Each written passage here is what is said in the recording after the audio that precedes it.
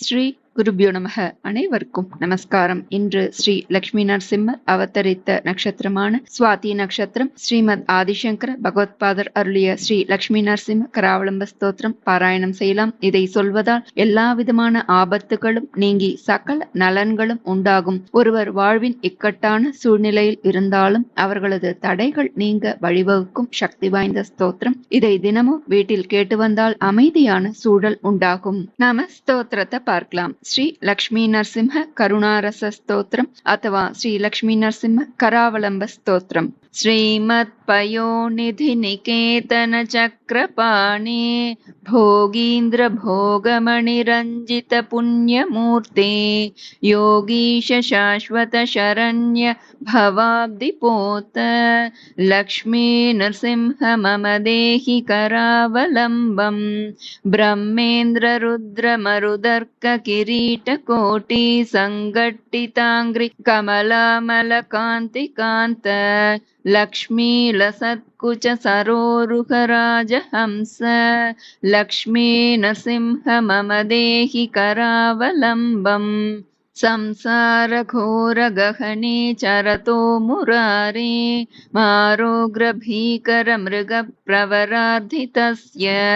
आर्तस्य मत्सर निधाग निपीडतस्य लक्ष्मी नरसिंह मम देहि करावलम्बम् संसार कूपमति घोर मगाध मूलम् सम्प्राप्य दुःख शत सर्प समाकुलस्य दीनस्य देव कृपया पदमागतस्य लक्ष्मीः नरसिंह मम देहि करावलम्बम् संसार सागर विशाल कराल काल नक्रग्रह ग्रसन निग्रह विग्रहस्य व्यग्रस्य रागरसनोर्मिनिपीडितस्य लक्ष्मीः नरसिंह मम देहि करावलम्बम् संसार वृक्षमख बीजमनन्तकर्म शाखाशतं कर्णपत्रमणङ्गपुष्पम् आरुह्य दुःखफलितं पततो दयाळो लक्ष्मी नरसिंह मम देहि करावलम्बम् संसार सर्प घनवक्त्र भयोग्र तीव्र दंष्ट्रा कराळ विषदग्ध विनष्ट मूर्तेः नागारिवाहन सुधाब्धि निवास शौर्ये लक्ष्मीः नरसिंह मम देहि करावलम्बम् संसार दावदहनातुरभीकरोरु ज्वालावलिभिरधिदग्धधनुरुहस्य त्वत्पादपद्मसरसि शरणागतस्य लक्ष्मी नरसिंह मम देहि करावलम्बम् संसारजालपतितस्य जगन्निवास सर्वेन्द्रियार्थबडिशाग्रजशोपमस्य प्रोत्कम्पितप्रचुरतालुकमस्तकस्य लक्ष्मी नरसिंह मम देहि करावलम्बम् संसार भीकर करीन्द्र कराभिघात निष्पीड्यमाण वपुषः सकलार्तिनाश प्राणप्रयाण भवभीति समाकुलस्य लक्ष्मी नरसिंह मम देहि करावलम्बम् अन्धस्य मे कृत विवेक महाधनस्य चोरैर्महाबलिभिरिन्द्रियनामधेयैः मोहान्धकारकुहरे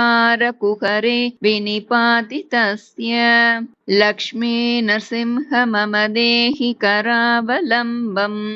बद्ध्वा गले यमभटा बहुतर्जयन्तः कर्षन्ति यत्र भवपाशशतैर्युतं माम् एकाकिनं परवशं चकितं दयाळो लक्ष्मीः नरसिंह मम देहि करावलम्बम् लक्ष्मीपते कमलनाभ सुरेश विष्णु वैकुण्ठ कृष्ण मधुसूदन पुष्कराक्ष ब्रह्मण्य केशव जनार्दन वासुदेव लक्ष्मीः नरसिंह मम देहि करावलम्बम् एकेन चक्रमपरेण करेण शङ्ख मन्येन सिन्धुतनयामवलम्ब्य तिष्ठन् वामेतरेण वरदाभयपद्मचिह्नं लक्ष्मीः नृसिंह मम देहि करावलम्बम् संसारसागरनिमज्जनमुह्यमाणं दीनं विलोकय विभो करुणानिधे मां प्रह्लादखेदपरिहारपरावतार लक्ष्मीः नृसिंह मम देहि करावलम्बम् प्रह्लादनारदपराशरपुण्डरीकव्यासादिभागवतपुङ्गव हृन्निवास भक्तानुरक्तपरिपालनपारिजात लक्ष्मीः नृसिंह मम देहि करावलम्बम् लक्ष्मी नृसिंह चरणाब्जमधुव्रतेन स्तोत्रं कृतं शुभकरं भुवि शङ्करेण एतत् पठन्ति मनुजा हरिभक्तियुक्ताः ते यान्ति तत्पदसरोजमखण्डरूपम् आद्यन्तशून्यमजमव्ययमप्रमेयम् आदित्यरुद्रनिगमादिनुत प्रभावं त्वाम्भोधिजास्य मधुलोलुपमत्तभृङ्गी लक्ष्मी नृसिंह मम देहि करावलम्बम् वाराहराम नरसिंह रमादिकान्ता क्रीडाविलोल विधिशूलिसूरप्रबन्ध्य हंसात्मकं परमहंसविहारलीलम् लक्ष्मी नृसिंह मम देहि करावलम्बम् स्वामी नृसिंहः सकलं नृसिंहः माता नृसिंहश्च पिता नृसिंहः भ्राता नृसिंहश्च सखा नृसिंहः लक्ष्मी नृसिंह मम देहि करावलम्बम् श्रीशङ्करार्यरचितं सततं मनुष्यः स्तोत्रं पठेदिह तु सत्त्वगुणप्रसन्नम् सद्यो विमुक्तकलुषो मुनिवर्यगण्यो लक्ष्मी नृसिंह मम देहि करावलम्बम्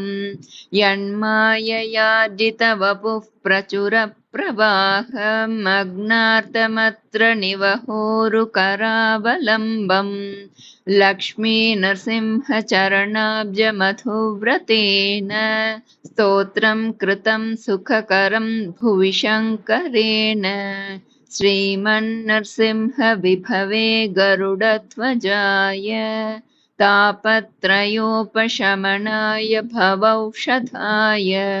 तृष्णादिवृश्चिकजलाग्निभुजङ्गरोग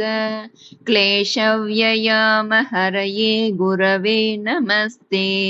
इति श्रीमत्परमहंसपरिव्राजकाचार्यस्य श्रीगोविन्दभगवत्पूज्यपादशिष्यस्य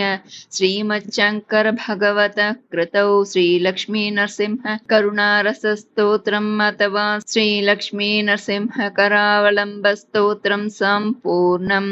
श्रीगुरुभ्यो नमः हरिः ओम्।